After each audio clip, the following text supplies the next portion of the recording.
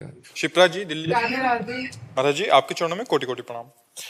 महाराज जी, घर के मंदिरों में सभी देवी देवताएं विराजमान होते हैं, तो अगर मैं सिर्फ एक का ही नाम जप करूंगी तो बाकी सब बुरा तो नहीं मान जाएंगे? बहुत बुरा मान जाएंगे।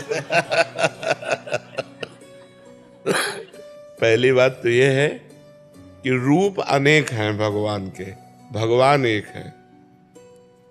जैसे डाल और पत्ते और फूल, इनमें पानी देने की जरूरत नहीं, अगर मूल में जल चढ़ा दो तो उसके शाखा, तना, पत्ते, पुष्प सब में पहुंच जाता है।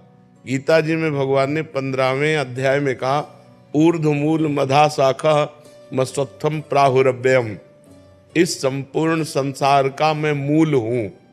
तो यदि हम भगवान श्री हरि का अर्चन बंदन कर ले तो पूरे विश्व ब्रह्मांड का अर्चन बंदन हो जाता है।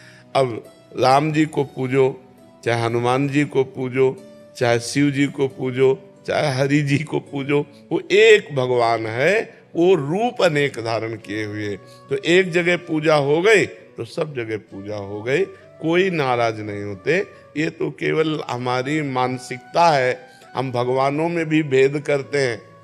वही आवश्यकता पड़ी तो दुर्गा बन गया, वही आवश्यकता पड़ी तो काल भैरव बन गया, वही आवश्यकता पड़ी जब जब जहां जैसी आवश्यकता पड़ी, देखो नरसिंह बन गया।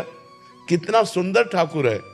राम रूप में देखो कितने सुंदर राम जी, कृष्ण रूप में देखो कितने सुंदर कृष्ण जी, और भयंकर रूप में देखो तो नरसिंह जी। पूरा त्रिभुवन कांप रहा था, ऐसा भगवान ने रूप धारण किया। तो अब जब जहां जैसी आवश्यकता पड़ी, हमारे भगवान ने वो रूप धारण कर लिया। भगवान एक है, उनके रूप अनेक हैं। यदि हमारी श्रद्धा बनती है कि हम अनेक रूपों का पूजन करें, करो। अगर हमारा प्रेम बढ़ रहा है किसी एक रूप में, तो फिर एक रूप के पूजन से ही सबका पूजन हो जाता है। एक जगह अगर हम भाव से पूजा कर दी तो सब प्रसन्न हो गए।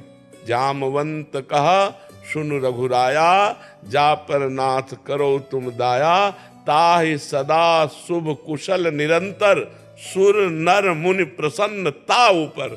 जितने भी देवता हैं, सुर माने देवता, नर माने मनुष्य, और मुनि, सब उस पर प्रसन्न हो जाते हैं जिस पर भगवान श्री हरि प्रसन्न हो जाते हैं। जा पर कृपा राम की हुई, ता पर कृपा।